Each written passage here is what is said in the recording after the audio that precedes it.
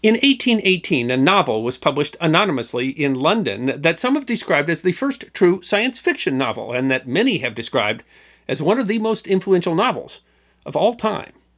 Frankenstein, or the Modern Prometheus, created one of the most recognizable characters in horror fiction.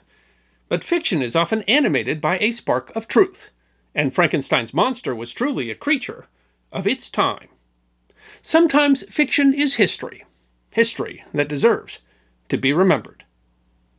While the 1818 original edition of Frankenstein was published anonymously, in 1831 a new edition was published under the name of the author, Mary Shelley, although she was still Mary Godwin, just 18 years old at the time that she authored the book.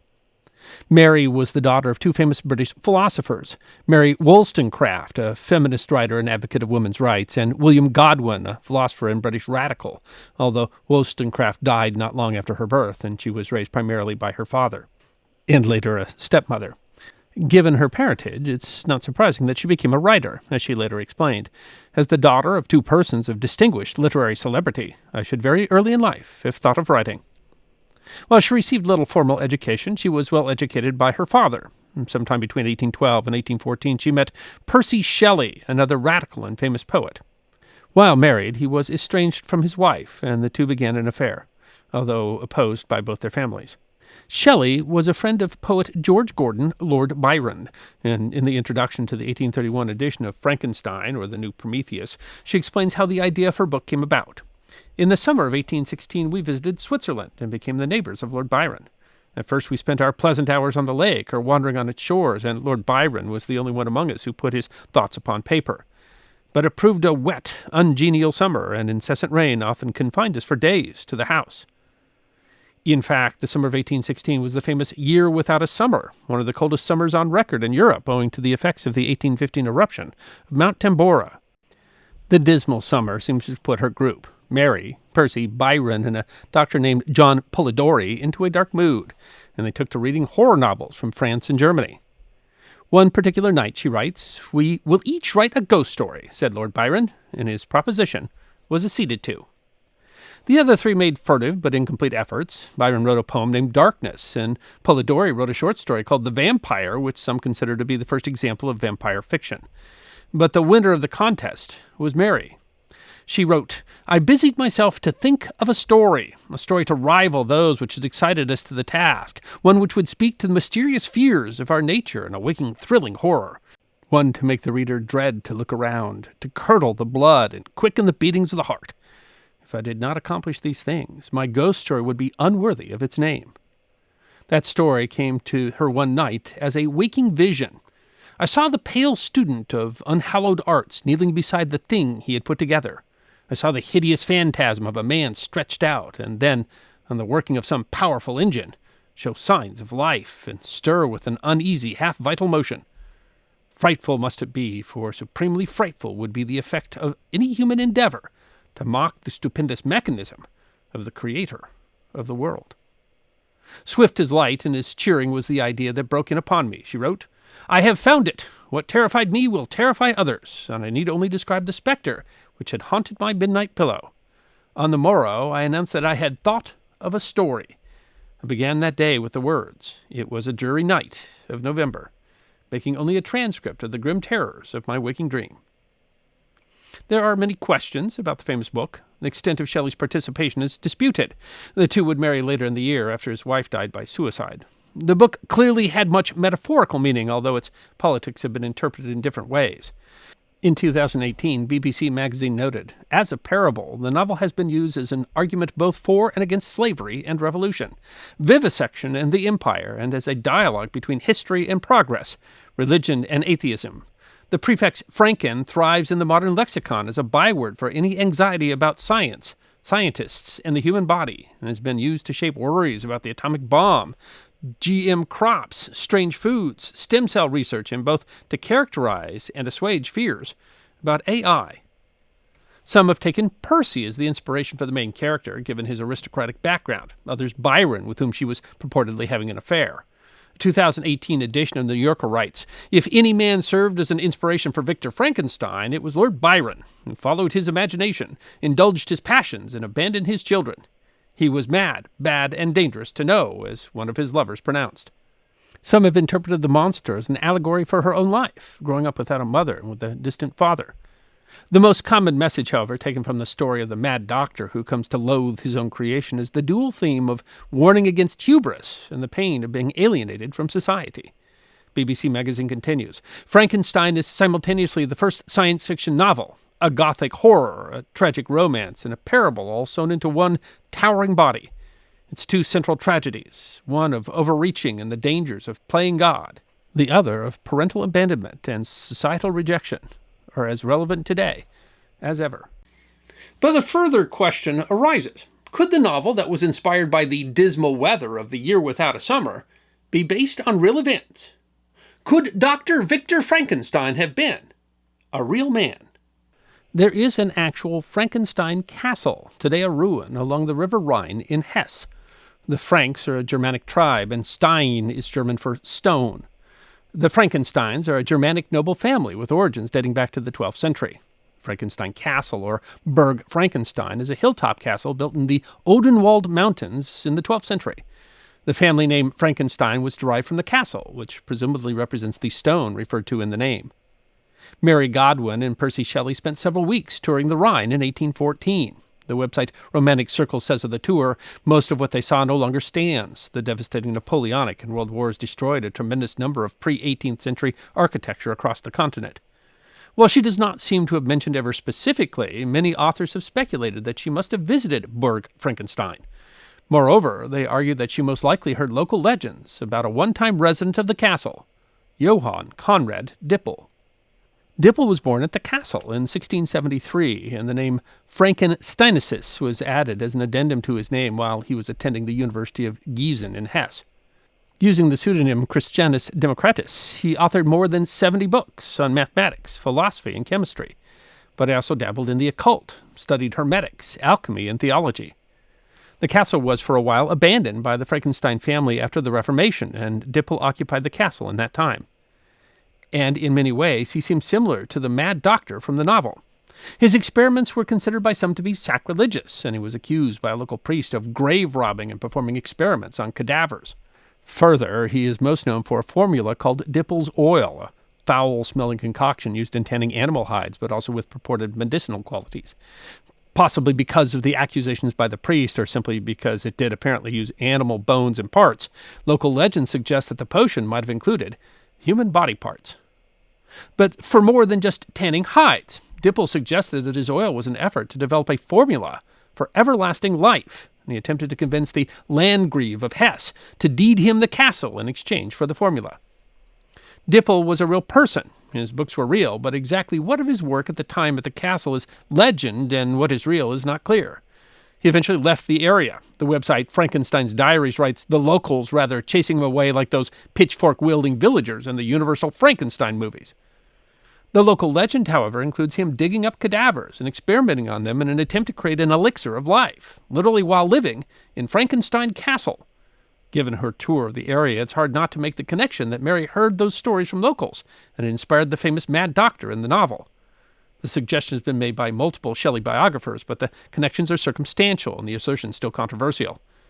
But it seems almost impossible for it to be a coincidence, having traveled through the area, that the legend so resembles the character in the novel. In fact, Mary would have had many examples of eccentric occultists and mad scientists that were seeking to conquer age and death on which to base her character. And in fact, she didn't even have to look all the way back to the 17th century to find them. Studying the generation of electrical current in biological organisms, in 1780, Italian physician, biologist, and physicist Luigi Galvani and his wife discovered that the muscles of a dead frog's legs twitched when brass hooks attached to the frog's spinal cord were touched to an iron railing upon which it was hung. Galvani theorized that these electrical impulses were generated inside organic matter, and he called these impulses animal electricity, and argued that they were an essential spark of life that animated living things. The study of animal electricity became known as galvanism. In fact, what Galvani originally discovered was probably an electric current that came from touching different metals, but there are electrical properties of biological cells, and the study of electrophysiology or galvanism is still a field of medical research. In the late 18th century, however, it was also a matter of curiosity.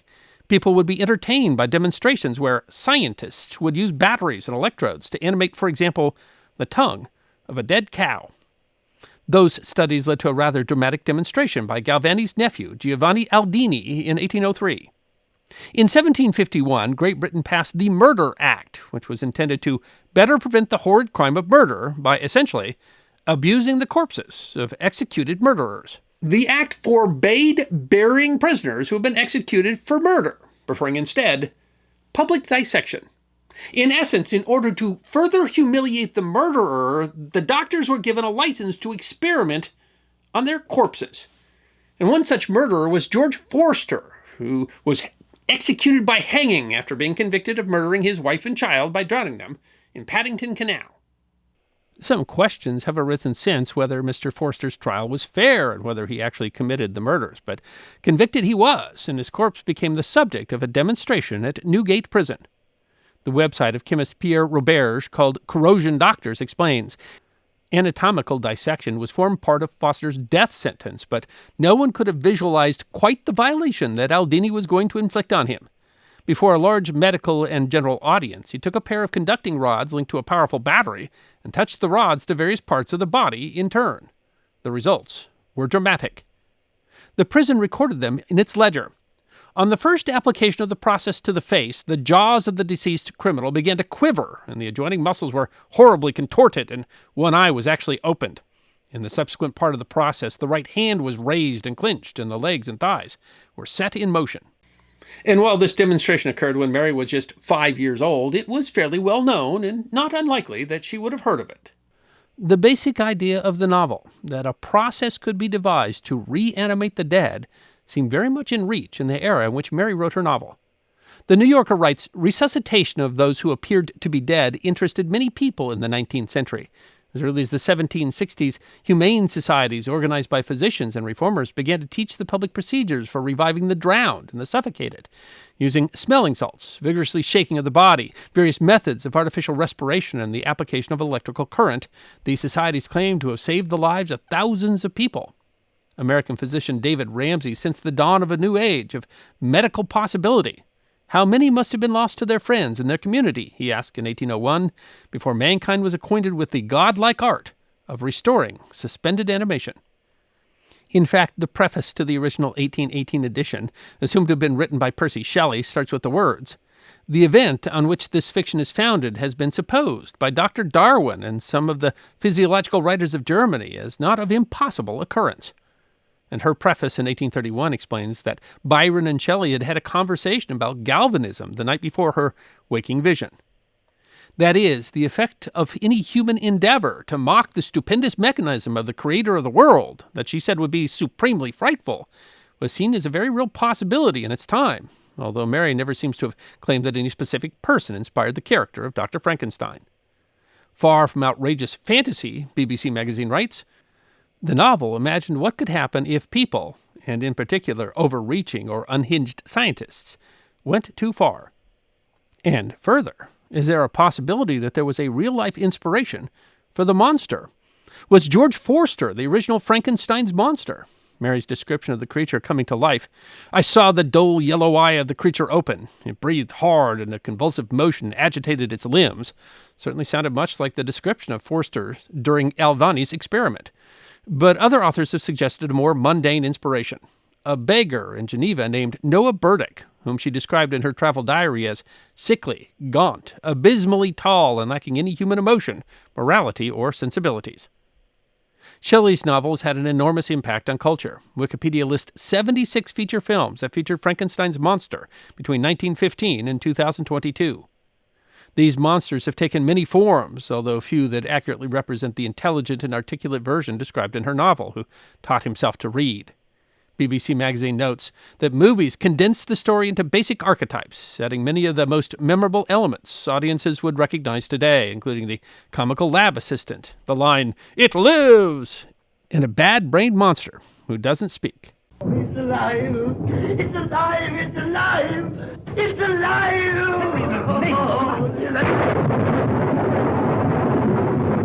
We might never know if any of the characters from Frankenstein and New Prometheus were based on a real person, but we know that the life of at least one person was truly written in the story, that of its author, Mary Shelley. The novel was written shortly after the death of her first child, who died in infancy, and by the time she wrote that introduction to the 1831 edition, she had lost 2 more children in infancy and another to miscarriage. And in 1822, she had lost her beloved Percy, who died in a boating accident. In the life of Mary Shelley, Frankenstein, the story of a resurrection gone wrong, finds yet another meaning. That of the agony of the irretrievable loss of one you love.